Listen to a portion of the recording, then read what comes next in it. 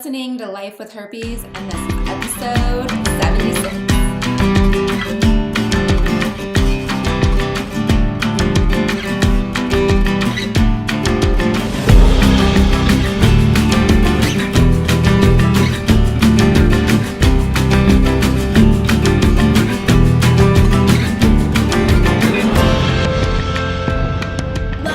Hello.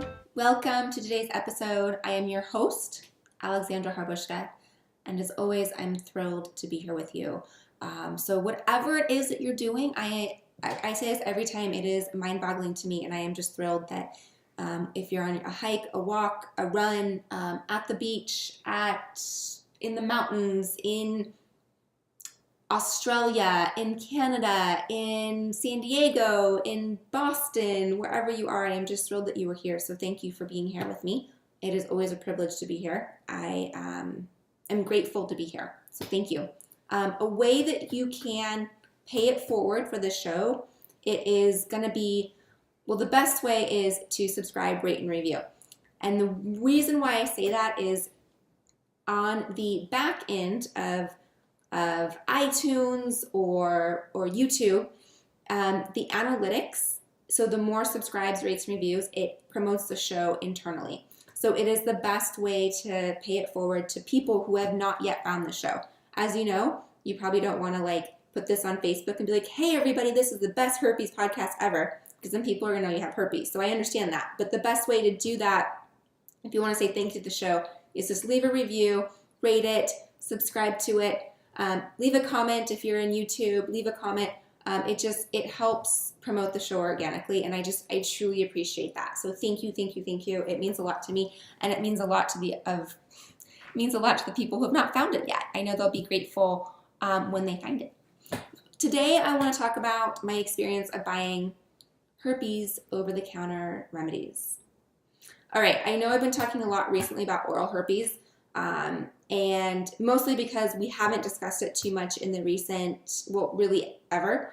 And I recently had an oral outbreak, and so I had to go buy over-the-counter stuff. I just didn't know what to do.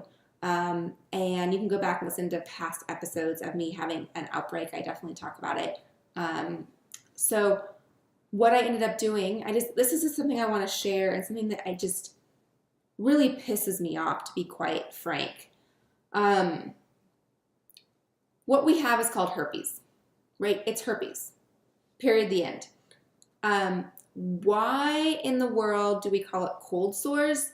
Well, it's because it sounds softer. It sounds not so clinical. It sounds not so STD-ish. It sounds not so, ew, you have herpes. A cold sore is, oh, you're sick. You have the cold, or you run down, or things like that. So as I noticed going through the grocery stores and the drug stores and to buy some over-the-counter herpes medicine, specifically for herpes, not what I talk about in some of my ebooks of go and buy tea tree oil, buy some aloe vera oil or gel, things like that. No, I mean actually buying something for herpes, made for it. And what really pisses me off, it was for oral herpes. First of all, I saw nothing for genital herpes. Number one, there was nothing in the aisle for genital herpes. So that is something to keep note. I don't know if you have seen it in your grocery store or pharmacy or whatever, but I saw nothing for genital herpes. It was only for oral herpes, and it did not use the word herpes once. Yeah. I need to go back to the store and add a picture. I, of course, forgot to take a picture when I was there. I was so overwhelmed and pissed off and angry that I didn't take a picture. But yeah, I'm going to take a picture and add this to the show notes. And I encourage you to look next time you're walking through the pharmacy and you're like, oh, I'm in the herpes section or whatever section. I don't even know. They don't use the word herpes. It's cold sore, fever blister, herpes, ew. And it really frustrated me.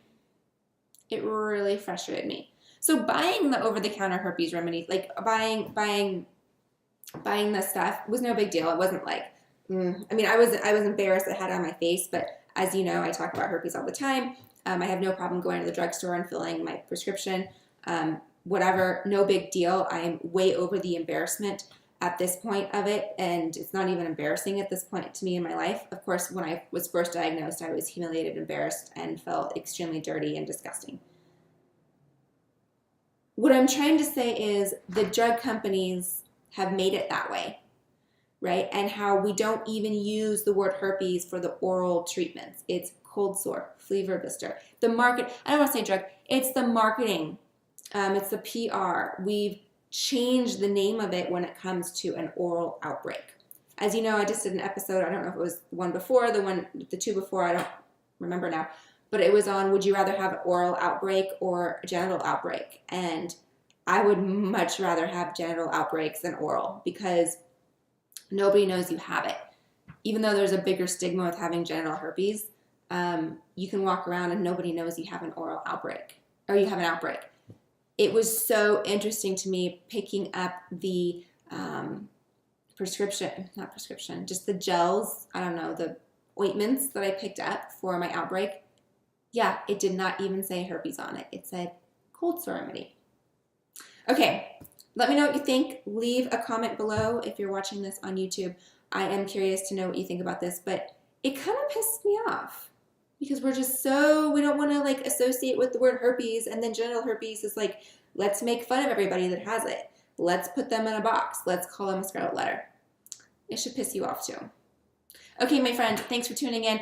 If you have not yet joined the community, I'm going to invite you to do that. Go on over to lifewithherpes.com. Join. It's free. You get free ebooks. You get access to our community. It's a great, warm, loving community. It is awesome. It is a lot going on in there. I have a hard time keeping up in it daily. There's a lot going on. So go join. People are asking questions, making friends. Join. And I think that's it.